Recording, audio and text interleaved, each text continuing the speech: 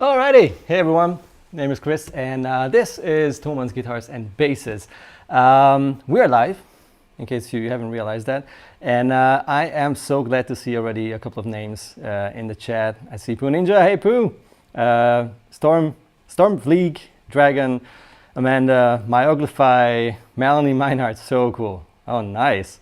So normally, and according to the thumbnail picture, the starting picture of this live stream, I'm not sitting here alone, but that didn't go well because unfortunately G doesn't feel awesome. He's fine, he's ill, so he stayed at home, which is absolutely understandable, and I wish him the best. But this means that I am here alone in front of the camera, but I'm not alone in the studio. I have the one and only Phil right there in front of me, our mastermind here in the Thomann video team, and he's helping me out. He's gonna also talk to you in case I ask him, hey Phil. Hey Kris. Hey Phil. He has a lovely voice and he knows everything about everything. Most importantly, technical stuff. And also there's Teemu sitting in the audio editing chair, and Lucas, of course, editing, cutting between videos and video sources and everything.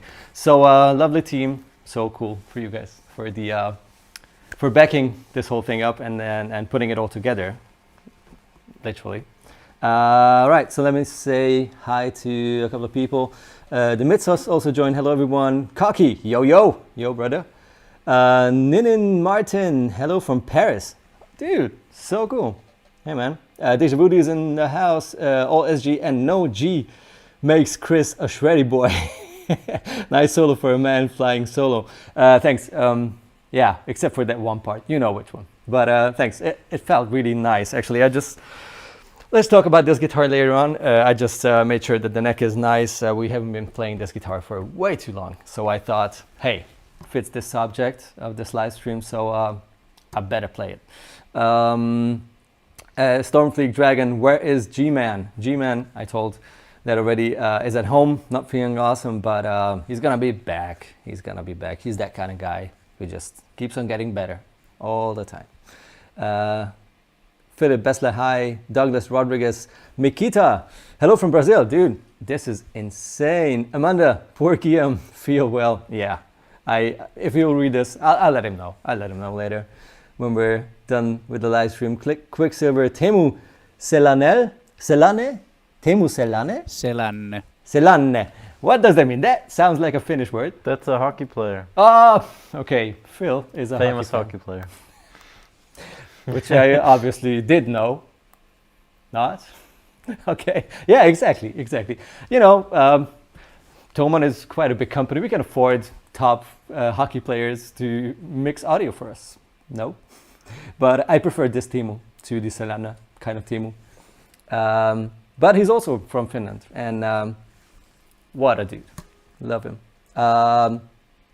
G got a lot of love, which is very nice. Is there going to be Q&A about basses in the future?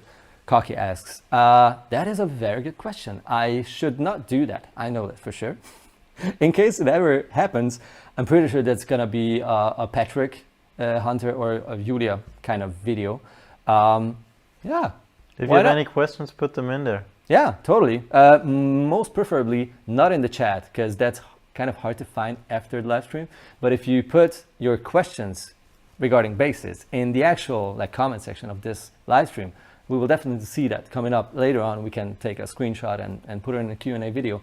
The thing is that it's, you know, you get a lot of comments, which is absolutely amazing. But if there's no question in there or like a statement that's kind of beneficial or fun or interesting for a bigger number of people, then it's not really worth making a Q&A. So most questions that came under bass videos, I guess, were more of a one-to-one kind of personal reaction or question, and not something you would, you know, other people would definitely necessarily want to know about, maybe, not sure. If you have questions, just hit us up, put it in the comments below this video. Kris does look like Teemu a bit, lol, says Amanda. Yeah, I don't know. I'll take that as a compliment. I guess it's the Fenno-Agrian conjointment. Yeah. Alrighty. Hi from Sweden, Hillbilly Georg. Nice. I'm scrolling through with my eyes to see if there's any actual questions already. Hey from Virginia, USA, Kevin's Guitar Stories. So cool, Kevin. Welcome on board. Relicking a bass is modding too. Bass in terms of bass, like BASS, or the bass of Finnish? Not sure, but yeah, both are actually modding. Whichever you meant, definitely. Northern 31, bonjour de France. Hey man, so cool. I so wish I was able to say one single sentence in French. I'm ashamed of myself. Shame on you, Kris. It is a compliment. Cool, man. Amanda, well, then you're the best.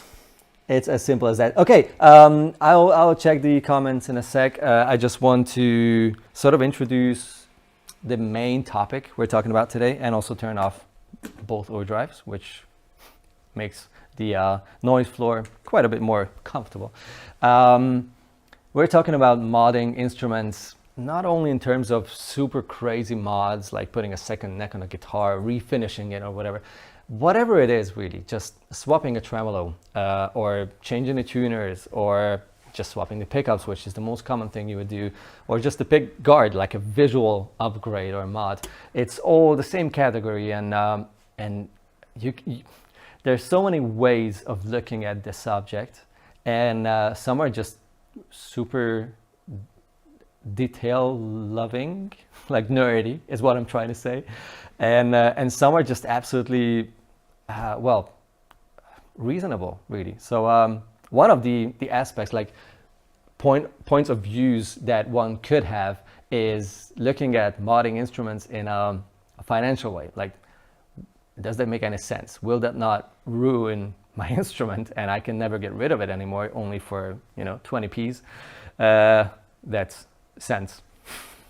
Is that 20p? That's like a British thing, right, Phil? I'm pretty sure. 20p, I think. If anyone's here from the UK, can you confirm? Would you say to something that's like not worth anything, a penny, would you say 20p? I think it's because a penny. I've never heard of it. Really? Where is it? I don't know. I want to know. Let me know if you know. That'd be awesome. Yeah, so the thing is that you can take a look at this whole modding thing in terms of, is it worth putting all that money in it? What will be the value of my instrument as soon as I mod it? You can also take a look at it as like, okay, that's a tool. That's just an instrument. I want to feel perfectly comfortable. I want it to sound perfect for me. I want it to do certain things that maybe it didn't do in its original shape and form. So, you can have so many ways of looking at it, and I'm really looking forward to seeing what most of you people think about it. Yeah. Oh, there's someone from the UK. Paul Cook is here. John O'Neill. 20p is a Brit thing, but currently worth even less. Yeah, that's the same thing everywhere. Let's not talk about inflation. Okay, so that's where I got it. Probably out of an old Doctor Who episode. Or I don't know where I picked that up. Yeah, somewhere. Right. So hit us up. Definitely let us know what your point of view is. How do you see modding stuff? Or if you have any questions, whether it's like a generic opinion or something specific, like I want to have this sound and my guitar sounds like that, and what can I do? Will this pickup work? That kind of question is also totally legit. I'm here. I'm all in for it. So go for it. There's a question already. Kevin's Guitar Stories. Would you consider sanding the back of the neck a mod? Hells yeah. Oh, absolutely. Absolutely. Anything you change on an instrument is literally a mod. You modify it. But that is a big one, because that is already the category where you will not sell that instrument for for a good amount of used budget or money, because most people will be, well, at least here in Europe and in Germany especially, people are very picky about the state and the condition of whatever you sell. So if you have the original cardboard even, and the case, whether it's a pedal, the little pedal bags, you put those nice pedals in, or if it's the instrument with all the case candy and all the original whatever came with the guitar, a cheap cable or whatever. If you have everything, then you have good chances to sell it for a normal amount of money. Otherwise, if you sand the back of the neck, even though it's an upgrade for the most part and for most people, it's gonna devalue your instrument for sure. And that is a mod. And that is actually one of the most reasonable mods on most guitars. Like this one has a glossy finish on the back. This is, by the way, let me just talk you through this instrument. This is a DIY kit, a double cut Harley Benton DIY kit that we put together last year, 21, right? Last year. Yeah. We had this Thomann's DIY kit challenge, the first one actually in 2021, and we just put this guitar together, and it was natural. Obviously, it was no like finish on it and nothing. We put some nice low-lord pickups in it, go-to parts, nice electronics and everything. It's a great instrument, and it got refinished or finished by the Thomann luthiers in the workshop. And it's a polyurethane finish. It's not nitro. It just had to go real fast. We didn't have a lot of time for this project, so nitro takes longer to cure. It's a different thing. Poly is just faster and easier to spray and dries really fast. So it's poly, but it's not sticky. It just feels nice. So I don't mind this. But if it's there are sometimes guitars finished with poly that are really sticky, especially when you sweat, and some nitro guitars that are super sticky. So making that satin, like just buffing it or like sanding it back to a satin surface, that's just such an upgrade for the most part installed. But yeah, it devalues your instrument for sure. So I would consider that being a mod. Not sure if there's any other stuff here. Okay, Deja Voodoo writes, I mod a lot of guitars with humbucker-sized P90s. Which is like, this one is exactly that kind of situation. It's like the P94 Gibson style. These are Lolar's own P90s in a humbucker form. I absolutely love these, but the Gibson ones, the original ones, are also really nice. So totally understandable. I'm assuming that SG is the same. Yes, exactly, Deja Voodoo. However, there are a few more models with them as stock these days. Yeah, not too many, but it just makes all the sense, because P90s have some sort of a second best time of their existence, I have the feeling, because people seem to rediscover P90s again. P90s came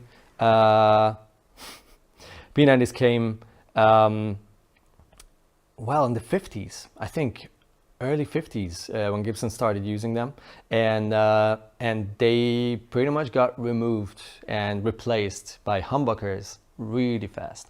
And it's too bad, actually, because for the most part I prefer P90s to humbuckers. Not for everything, but they're just amazing. The only problem is that they're a bit more noisy than humbuckers, obviously. So that's really cool, and I'd love to see even more instruments coming with P90s. By the way, if Lucas could share my screen, I have here the thumbnail picture of this live stream. This is what you clicked on when you started watching this. This is the guitar I made for this year's DIY Kit Challenge. I called it Bellflower, which was a viewer recommendation to call it that, and I love the idea. There's some wood carving in there, and two finishes, like gold top gold, and then not even Lake Placid blue. What was it? Why did I forget? The Gibson blue, Palm blue. It's Palm blue, and it has P90s. I wanted to, even though it's a Jazzmaster-ish, it's smaller, but it's that kind of offset shape. I just wanted the P90s in there, and I love those Mojo Tone P90s as well. They're just amazing. So yeah, swapping pickups is definitely one of the coolest ways of modding an instrument. It's not like one size fits all. Most guitars come with really nice pickups, very usable pickups, especially if you buy something for, a mid-price or an expensive guitar. For the most part, those will have amazing pickups. It could still be that you're just not that kind of person. Like, let's say you buy, I don't know, a Gibson Les Paul Custom, and it comes with certain pickups, and you just want lower output humbuckers in there. Or you want, I don't know, something else, maybe P90s, and put in the humbucker says P90s. Why not? Why not? It's your guitar. You do whatever you want with it. As long as it's reversible, you don't even ruin the value of that instrument. And I think that's a very important thing to keep in mind. I pretty much ruined my 1995 Les Paul Custom with that was wild. It had two humbucker routings, two humbuckers, neck and bridge, and I wanted it to look more like an Ace Frehley kind of 3 humbucker Les Paul Custom, and that's what I did. I literally made a third carving, or like a routing, for that middle humbucker. And that just ruined the value of that guitar. I shouldn't have done that. I mean, a friend bought it, and it's still a great guitar, and he knew that, so he was totally fine with it. But that's borderline stupid. So yeah, there are things you could just maybe not do, or think twice or 20 times, and then grab that router or whatever that is. Ferris blue. I guess that was the Palm blue for my Bellflower. Yeah, no, actually Ferris blue is way closer to like baby blue. Palm blue is more pale, less intensive, like less saturated. What's the price of this beautiful baby? Which one? Did you Pete? do you mean the blue guitar, the Bellflower? 'Cause that's not for sale. If that's what you mean, I'm sorry to say, that's a one-off. But actually, the price of that guitar, the base of that guitar is like, what, 80, 90 euros, something like that, for the kit. And then it's up to you how much more you spend on it, depending on what kind of finish you want to have on the guitar, what kind of pickups and electronics and bridge you want to put on the guitar. You can just use the original parts. They're really fine. They work well. If you want to upgrade something, yeah, that makes it more expensive. Alrighty, the Marzio locking strap. That's a cool one. I'm not sure if you guys know it. Maybe I can search for it. Those are the Marzio locking. There you go. Thomann search system is really clever. Let's swap this to English. There you go. Yeah, these ones. The clip lock. That's the actual name of these. This is cool because you have these little thingies. Wait. These ones that go in the strap-in hole, and then you have just that little thing on the guitar all the time, and then you can click in the actual strap or click it out. It's pretty stable. First time I saw it, I was like, yeah, really, it's plastic. I don't know if I would trust that, but I do not know anyone who used these, and most of the users of this clip lock just stick to it for decades, and no one ever complained that it ever failed. So yeah, that's a cool mod, and it's totally reversible, especially if you stick to the original screws of the strap pin of the guitar. You literally change nothing. You can just put back the strap pin, and in case you need to sell that instrument, you're still totally fine.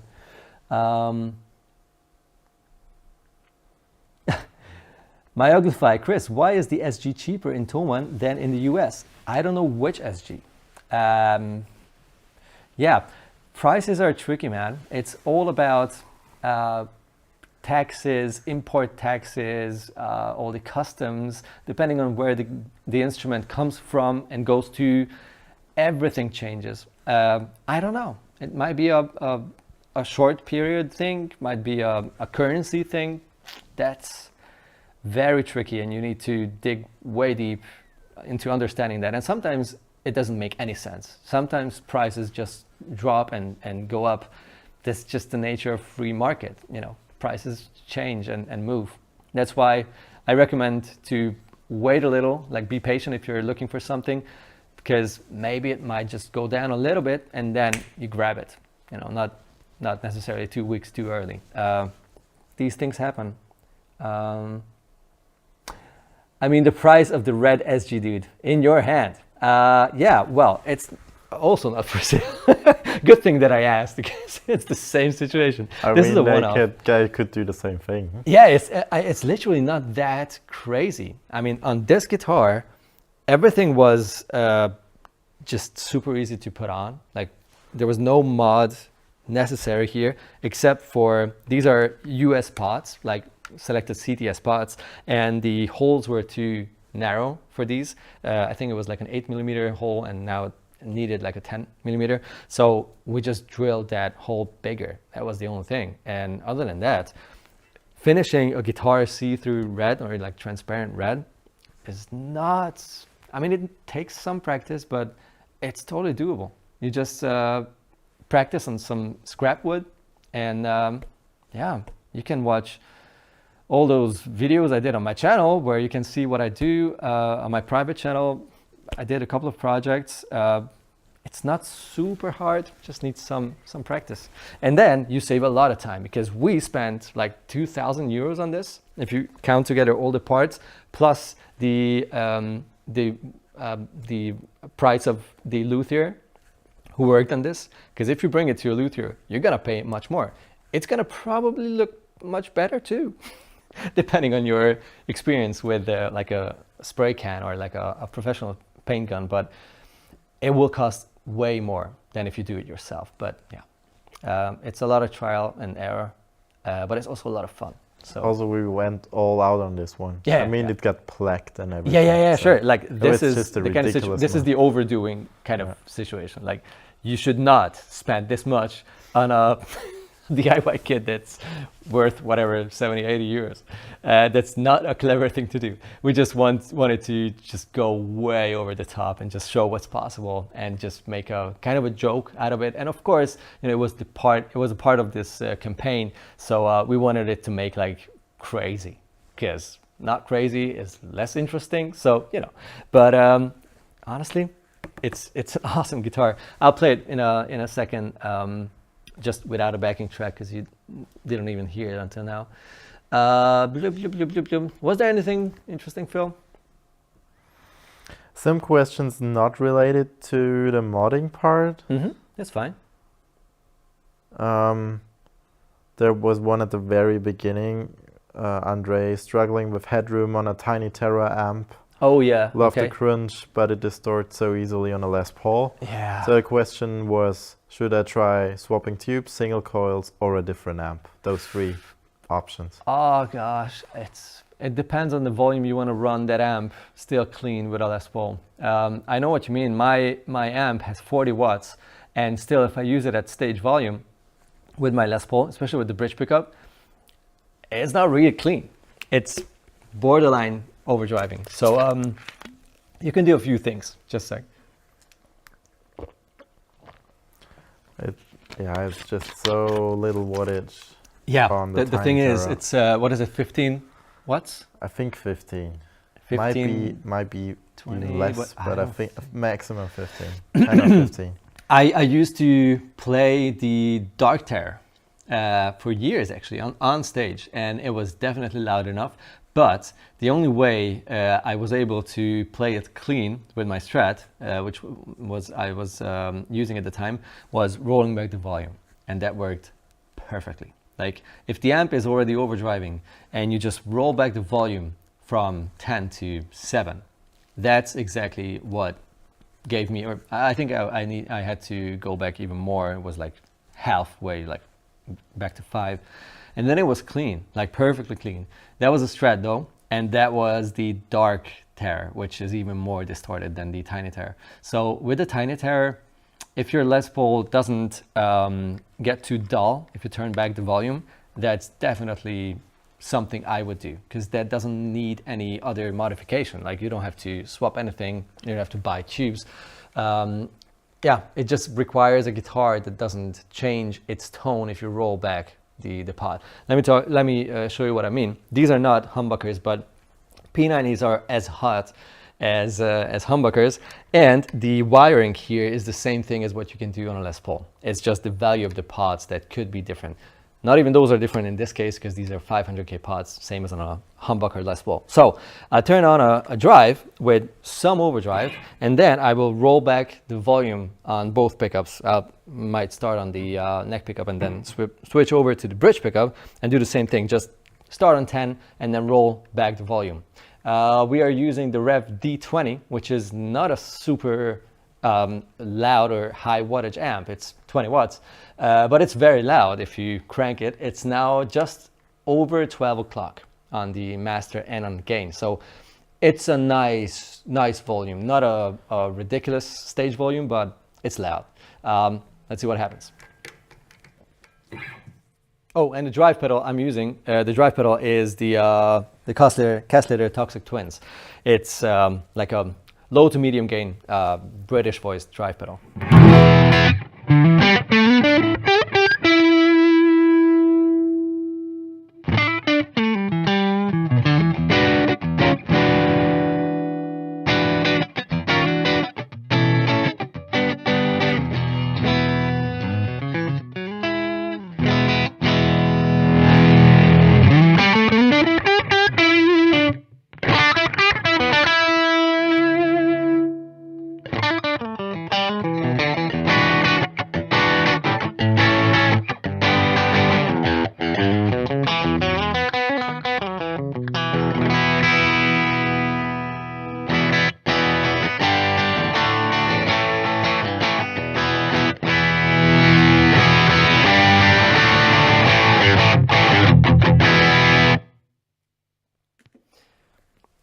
I mean, it didn't go back to like 100% super clean, but it's also not a low gain drive that I was using. Like at 10, it was like a, you know, like AC/DC ×2 kind of drive. If your amp just kind of gets crunchy a bit, you don't have to worry about it. Just make sure that the guitar doesn't go all dull like this. If you turn down the volume, that's an issue many guitars have. The 50s wiring is what you want. Then you should check that out. You'll find tons of stuff on the internet and on YouTube about it. That helps to maintain the presence of your tone if you roll back the volume. Yeah, long answer. Hopefully useful. I mean, one we had often times already. Okay. Can you put a Floyd Rose on a non-Floyd Rose guitar? Yeah, okay, That good. didn't have one before. We had that before, that question, and Yeah. essentially we said, no, it's not worth the Yeah, hassle. it is possible. Everything It is is possible. possible. Almost. But it's definitely not worth it. If it's much easier if you don't want that Floyd to go back as well. You just want to do the Eddie Van Halen kind of way, which means that it sits on the top of the guitar. You still need a proper router for two different, oh gosh, actually three. You need a bigger hole on the top that goes through. Then you need a flat but long carving here for, or routing here for the springs. What else? Yeah, and for the two studs, obviously, the two anchor points of that tremolo, you need two deep holes. You need a proper table drill. What's the actual word? For the big drills that are stationary drill. Stationary drill. Yeah, you know what I mean. You need very precise drills and routers to do that. And if you cannot do it yourself and bring it to a luthier, they will charge you so much. I don't think it's worth it. It's just not worth it. Then just stick to that guitar and play it without trem and save up for another guitar that already has the right kind of routing, or just sell it and get the one that has a Floyd Rose. It's just, unless you want to fiddle with it and you enjoy the process and you don't mind messing the guitar up and making it look like things, then do it, of course, sure, but it's not worth it, like realistically speaking. Okay, what about this one? Sufyan R is asking, do you think upgrading Epiphones to CTS pots while keeping stock pickups is a good idea? Hell yes, absolutely. Especially current Epiphones. With current, I mean, well, since, what was it, 2018-19 with JC, the new CEO, where they started massively upgrading the quality and just the overall range of Epiphone guitars. Those things just became so much better, like out of the box. So definitely yes, they upgraded the pickups as well. Even their own Epiphone pickups are really cool. They sometimes even have Gibson pickups. Pots are so important, and whenever I hear someone saying like, if it reads 250 or 500k, then it reads 250 or 500k. The rest doesn't matter. It's not just about the curve it has and the end value. Just, I'm not an electrician, so I cannot explain why, but I do not care neither, because I hear it and everyone hears it. I just modded 69, an original vintage 69 bass, a P bass. And if you want to see that, it's going to be online on my channel at 5:30 p.m. today. And I opened up the plug. shameless plug. Yeah, I opened up the bass because I had to do things with that bass. And the pickguard, I turned it upside down and saw the two pots and the jack and capacitor inside, and I almost got a heart attack. I was like, what are these things doing here? Like the most basic, tiny pots. And I was like to the owner, please, can you get like two good pots and a switch and a capacitor? He did. I put those in, and you cannot compare the experience playing that bass to the original state. And I didn't touch anything. The pickups remain the same. Everything is the same. The setup, even use the same strings to have like a neutral ground. ridiculous. So if your guitar has, or bass has, electronics, which I can imagine Epiphones might have, maybe not all of them, but like there are some with CTS pots. I'm pretty sure they even advertised it that way, that like the Gibson inspired ones might even actually have like really nice quality pots. That's fine, of course, then you should not spend money on that. But if you see that those are like, I don't know, no name jack, whatever switch, those things, it's just such a difference. And it's the cheapest way of modding and upgrading your instrument still. So cool. Oh yeah, YouTube, you just gotta love the spam, right? Yeah. Alrighty. Andre writes, thank you, useful. So glad to hear that, man.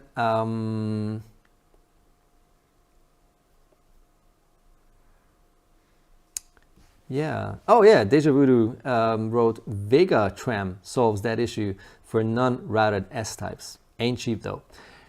Vega Tram is such a cool, brand really. They have, I wanted to say product, but they have all kinds of bridges for, even for tellies. Imagine that. Oh, Phil, would you put a tram on your telly? Never. Never. I would try it. It's on supposed this to one. be a blank On piece this of one. wood. Maybe not on mine. But no, it's a cool idea. They're really creative. I think they're from Spain. I'm pretty sure they're from Spain.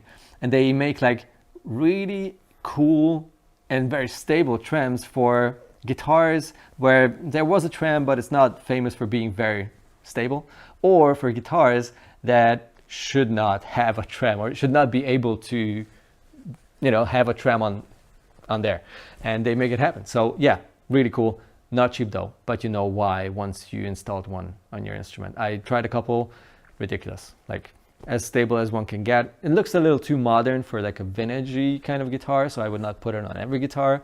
But in terms of quality and functionality, yeah.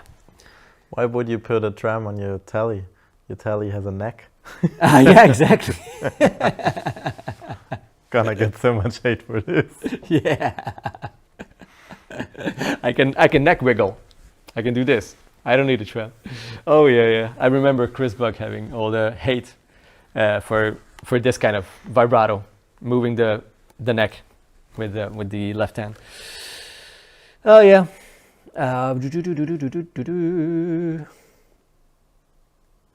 I've seen something with a push pull. Yeah, can you insert a push-pull part for 3 single coil size humbuckers only one knob, like Andy Timmons' signature? I mean, if he did it, it's possible. Yeah, I guess. If I understand it correctly, he wants to.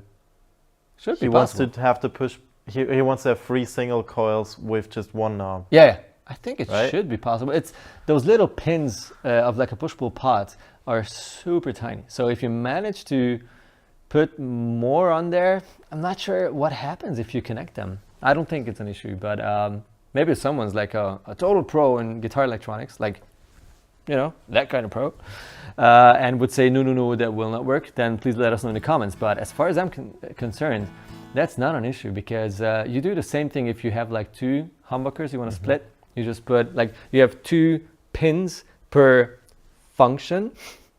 Let's put it this way. 6 in total on a standard push-pull. In the middle, that row, those 2 are always active. You could see this as an output of that. And then you put 2 wires out of the 4, 2 conductors of a humbucker on 1 pin. And in order to make it easier to solder it, you put the 2 wires, the same 2 wires from the other humbucker, to the other pin right next to it.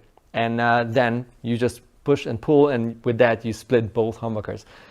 Why not being able to do 3? If 2 works, honestly, there are just 2 pins in most cases as told, so it's gonna be a fiddle, and you need to make sure that there's proper connection and the solder joint is gonna hold. But in theory, I don't see why not.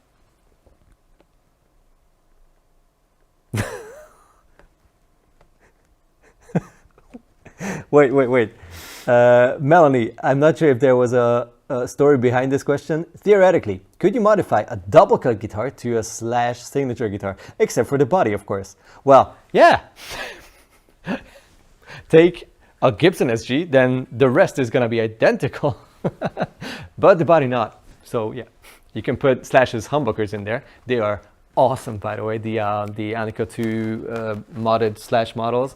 I put those into one of the more affordable Gibsons a couple of years ago in the workshop here at Thomann. A customer wanted those, and I was blown away. So damn good. Like the most expressive, dynamic, super cool humbuckers. So yeah, sure, totally. Let's make it an Angus Slash signature. Slash the stuff on an SG. You're welcome. Thank you guys for the answer. Atibu wrote. Hi to Kris and Bill. Yeah, Michael P. There's no Bill today. And with Bill, he means G. And with G, I mean Guillaume. He's ill. He felt a little ill, so he stayed at home, which is understandable. And we all wish the best. What else? Did you see something cool, Phil? Or do you have something personal, like whatever you wanted to mention, say, ask? I'm too happy with my guitar.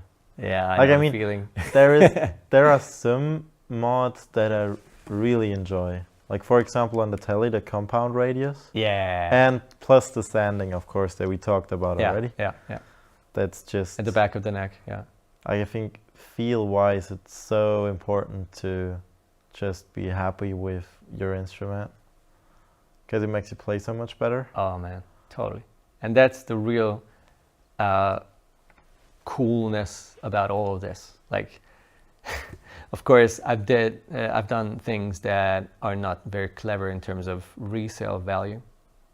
Way too many times actually, but that made me love those instruments so much more and connect to those instruments. I totally get it. Yeah. It's the thing. No one can tell you, and no one should ever make you feel bad about doing something or planning on doing something. If you ask, in the comments of wherever, like, hey, whatever, can I put this on there? Don't let anyone pull you down and say like, oh, you're an idiot. You know how people are, especially on the internet. Just let them talk. If their critique or whatever, hate, makes you think about stuff like, okay, he's maybe right, I might want to sell it, or I'm not sure if I will keep this for a lifetime, then maybe be careful. But otherwise, don't let anyone tell you what you should do, because it's just the most important thing. Like I got my pretty expensive 58 reach Les Paul many years now, and I really liked it, but I knew it, like with most other really expensive, really good Les Pauls, if I don't mod it in subtle ways, but if I don't do anything to it, I will not connect to this guitar to a point where I can say I am happy to die with this instrument in whatever 60 years, whenever it happens. That would be fine. Yeah, I'll be fine with 61 at least. Yeah, whatever.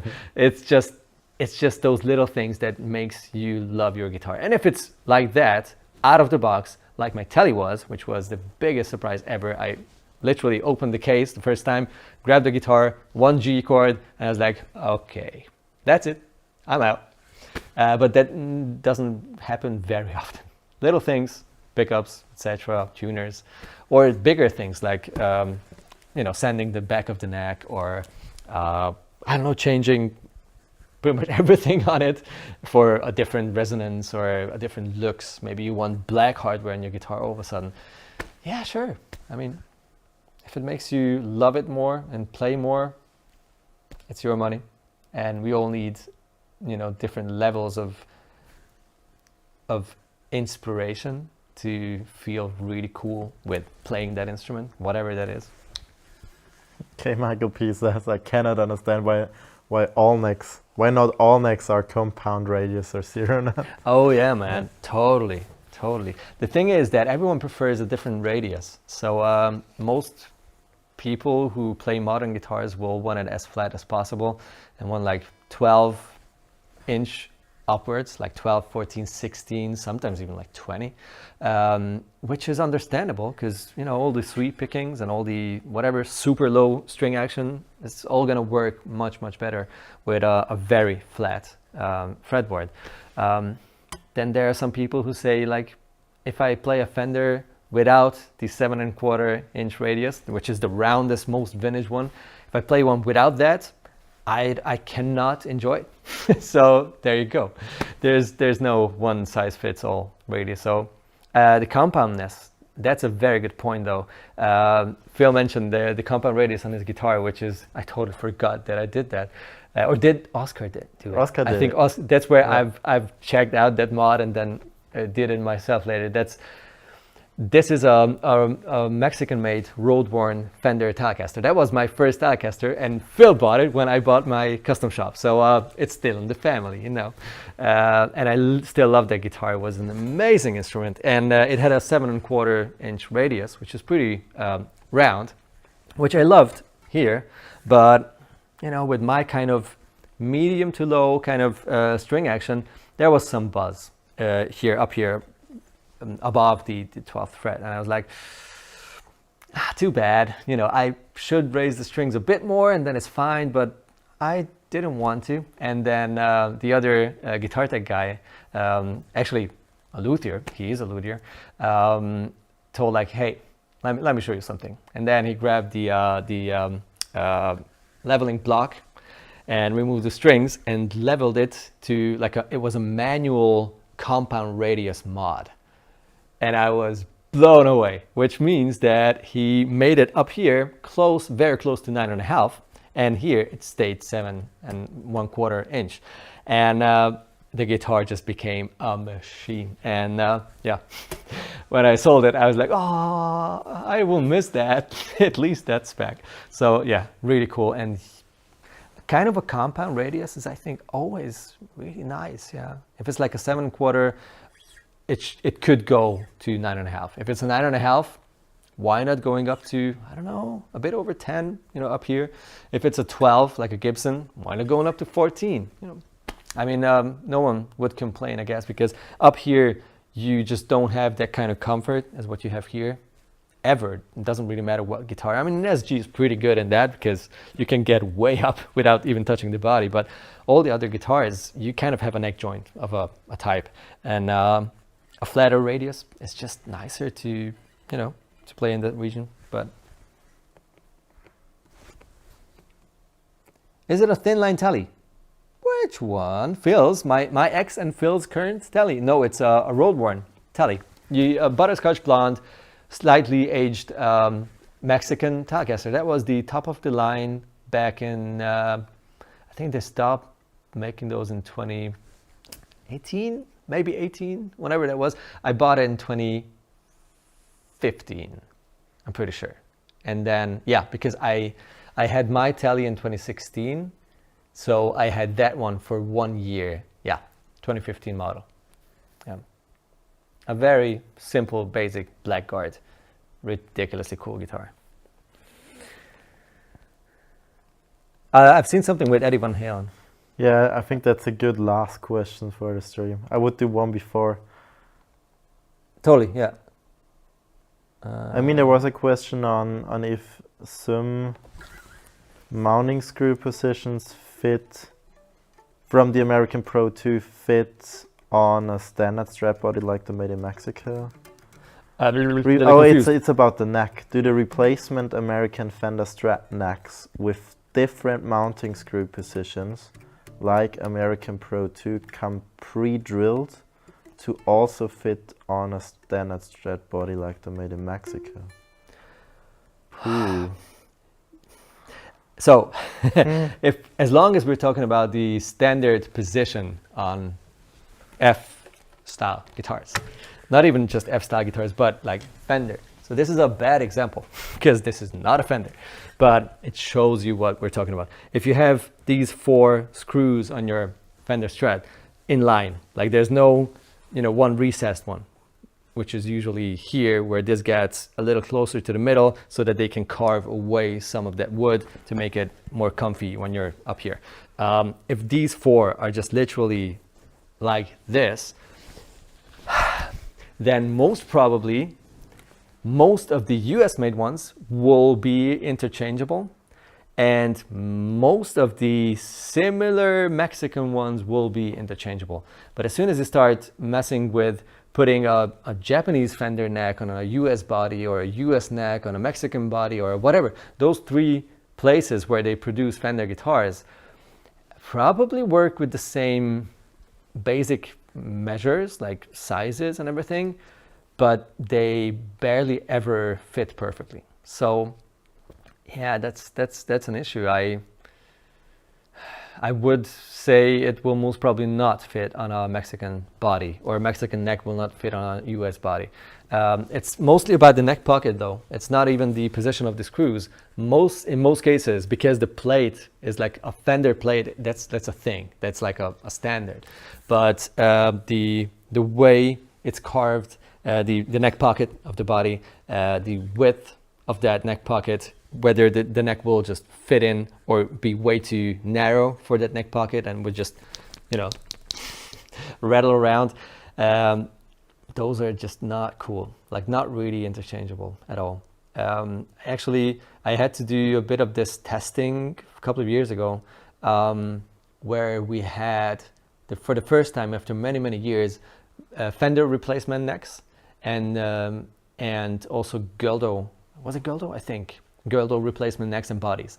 And we were like, okay, we can already tell that people will ask us like, okay, Thomann, will this fit on my Fender? Will that fit on my Gildo neck? Whatever. And I did some testing, and the Gildo necks, which are, as far as I'm concerned, those are coming from Japan.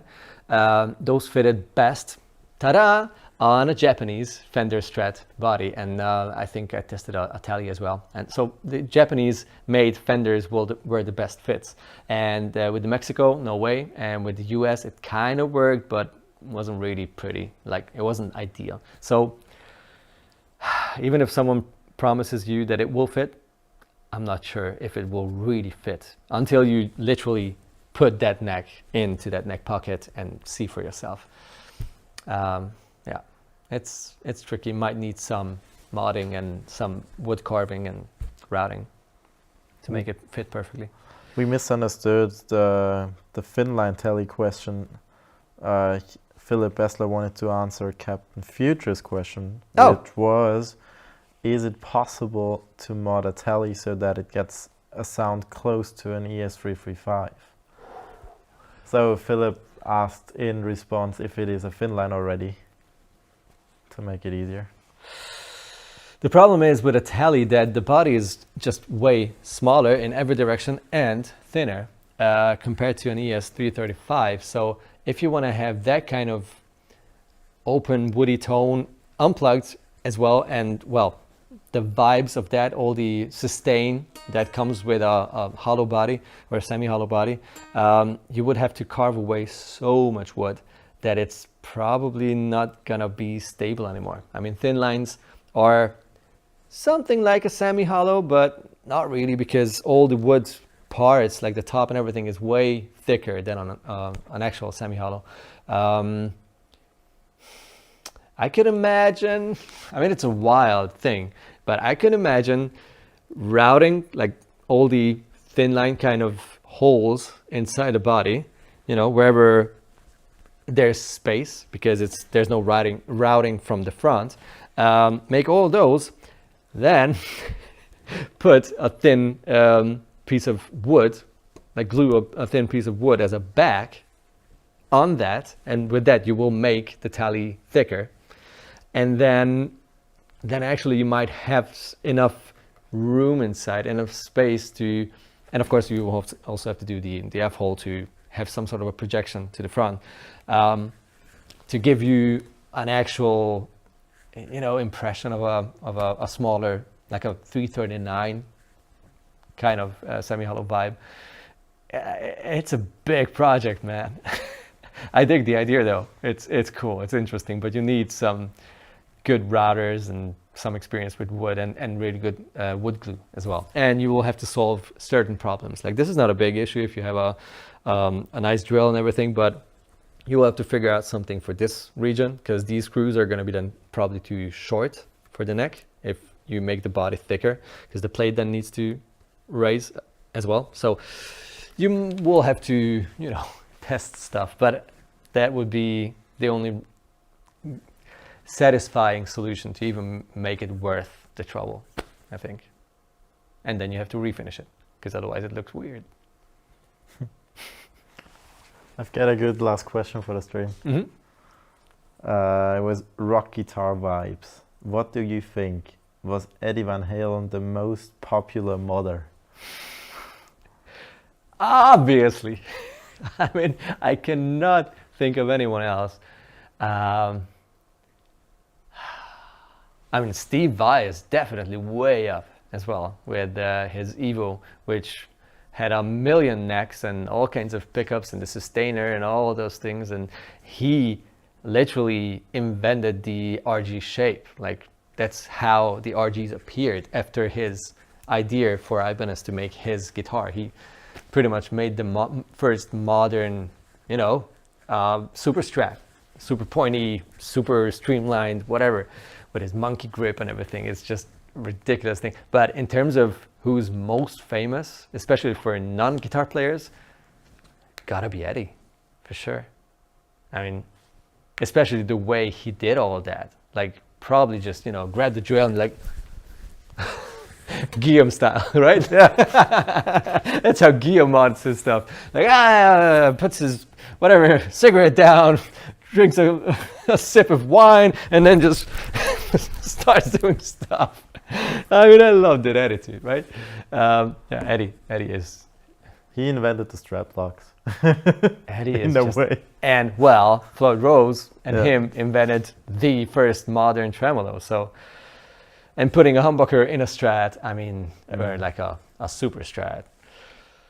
What a dude! Oh my gosh, it's so interesting. I was never a big Van Halen fan, but like a bit over 10 years ago, I discovered Eddie as a guitar player and his sound and his guitars and his solos and just sound and everything. I was like, my mind is about to blow. Who is this guy? And I just have even more respect for everything that he ever did. Ridiculous. And you cannot even just take one thing that he just was a pioneer in, like, you know, modern guitars. Oh yeah, guitar tone. Oh yeah. Modern guitar playing. Oh yeah, whatever you, it's like songs. I mean, that one solo on Beat It, right? The Jacksons. I mean, that one solo is already, that makes him the king of rock guitar playing forever for me. Best dude. Absolutely. Sorry for my little love letter to Eddie. Absolutely love him. Yeah, not to forget amp mods. Rock guitar vibes, let's not get into that. I am not going to be very helpful. And also, it's just, it's a subject of its own. Like, fooling around with tubes. You know, getting someone who knows what he's doing and ask him to, I don't know, remove a treble cap, whatever it's called, bright cap of like Fender Blackface amps. Oh yeah, let's. If you guys want that, we need someone who knows things about that. We could maybe invite our dear friend. You know who I'm talking about, Pavel, or someone from the electronic workshop. I don't know, maybe someone's up for it. But that's mad. Let's not go there now. Alrighty, I enjoyed this one. Phil, did you enjoy this one? I did. I hope the others did as well. Yeah, that's the real question. Who watched this? Had to listen to our blabbering. Yeah, we'll have to rewatch this to see who actually wrote stuff, because I skipped probably so many comments. But hey, so nice that you guys were hanging out with us. I will say goodbye with an outro jam, which is gonna be again Teemu. What are these tracks called? We have these tracks from Elevated Jam tracks. Exactly, and these are Majestic. In the intro it was Majestic Metal, and now it's Majestic Rock. Less mean, but still mean. Majestic. I love it. Majestic rock. I will so rock out on that. Thanks so much for watching, you guys. Take it easy. We'll be back this week, at least with 2 more videos, probably 3. So make sure to check those out. Subscribe to the channel if you don't want to miss any of these. We go live every other week for sure. We just skipped a few weeks because there was like a national holiday and all those things, but we are back at it. So make sure to join us next time. Take it easy. What's it gonna be? Oh yeah.